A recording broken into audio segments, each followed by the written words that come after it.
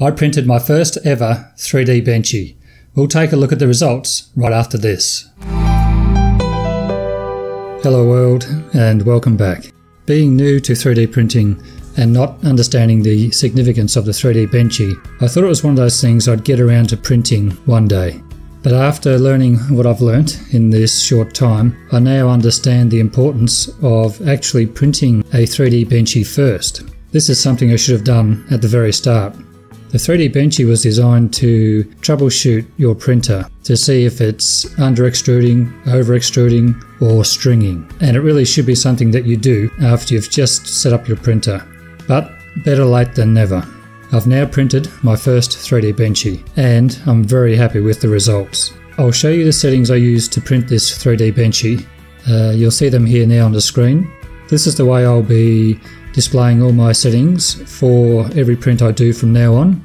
So if you want to pause the screen at any time, you can just pause it and have a look and see how the settings compare to the settings you're using for your models. Naturally, each model will be different and the settings for each model will be different, but for every print I do, I'll post all my settings up here so that you can see how I've done it. Looking at the Benchy, I really have nothing to compare it to. I've never printed a 3DBenchy before. All I can go on is the videos I've seen online, and comparing to what I've seen online, I think it's come up very well. It was printed at 0.1 layer height, 100 micron, and a 50 millimeters per second speed was the speed of the print head.